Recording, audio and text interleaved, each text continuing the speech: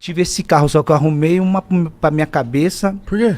Porque na época, eu namorava, comecei a namorar com a minha esposa, Luciana. E ela morava ainda lá, só que eu já tinha saído de lá, da Zona Leste, lá de São Miguel. Então, como eu já tinha saído de lá, a gente namorava, eu ia todos os dias ver ela, né? Terminava o treino à noite, escola. Verde. Qual que era o verde? Mano, Era o verde. Era o verde, era aquele verde. Era um verde. Escuro? Escuro, mano. Era top. E naquela época você não podia usar, não era liberado, não tinha permissão ainda de usar isso filme. Então, todo mundo te via. Você dentro do carro, você passava com o carro, eu arrumei pra minha cabeça. Eu saía da penha onde eu morava e ia pra casa dela, sem sacanagem. Eu era parado pela polícia 3 vezes. Que isso? Caralho. 3 vezes, pô, eu era parado pela polícia. Se eu não era parado, os caras me seguiam. Quando eu parava em frente da casa dela, os caras mão pra cabeça, sai, documento, da onde você é, de quem é o carro. De quem é o carro? De quem é o carro. Aí eu, não sei o quê.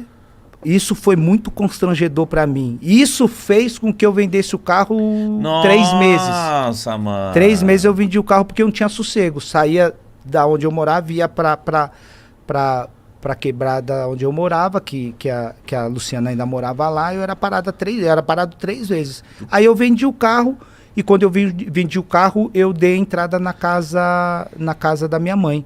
Que bom você ter falado isso, Zé, porque tem muita gente que acha que isso não existe. E você era jogador de futebol, hein? Eu era jogador de futebol e eu tava começando, né? Então quando a polícia naquela época me parava e fazia os questionamentos, eu tava começando a minha carreira, não era conhecido, não sabia o que eu era, e isso pra mim era muito constrangedor, né? Não, isso é racismo, né, mano?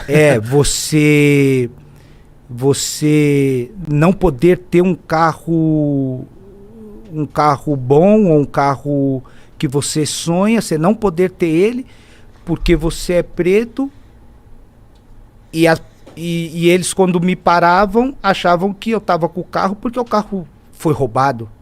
E muitas pessoas perguntam pra mim, poxa, Zé, você morou 14 anos fora do Brasil, 12 na Alemanha, 1 ano na Espanha, 1 ano no Catar. Você já sofreu racismo lá fora? Lá fora não sofri racismo nenhum. Nem discriminação, nem preconceito por ser estrangeiro, né? Uhum. Por ter jogado em 3 clubes na Alemanha, mas vivi isso dentro do meu país. Eu vivi isso e isso pra mim foi muito triste. Caralho, imagina ter que vender um carro Um por causa carro disso, cara. Carro do seu sonho. Por causa do meu sonho. Caralho, que triste. Isso é muito triste. É triste, é triste. O mais triste ainda é que passaram-se 20 anos e a gente ainda E tá igual. continua com as mesmas coisas, né? Eu costumo dizer que o racismo é um câncer que vai ser difícil, hein? Achar a cura. Vai ser difícil achar a cura. Porque por mais que eu levanto a bandeira, eu sou ativo contra, né, o preconceito. Se levanta uma outra pessoa, de repente, conhecida nos Estados Unidos, outro na Europa, defendendo, né, sendo contra o racismo, mas se não matar o câncer, ele vai continuar inserido dentro das pessoas e a gente vai só passando épocas, consegue passar um paninho aqui, mas ele vai continuar. Eu acho que o remédio para matar esse câncer aí do racismo, eu acho que vai ser difícil encontrar. Enquanto não encontra, a gente vai ter que viver Mas você com acha ele. que com o tempo isso melhorou ou não? Desde a época do seu eclipse até hoje, você acha que o preconceito e o racismo ele aumentou? Eu acho que melhorou com o Zé Roberto por ele ser o Zé Roberto. Ele melhorou eu acho que melhorou um pouco na questão de mais pessoas se manifestarem e se posicionar contra, né?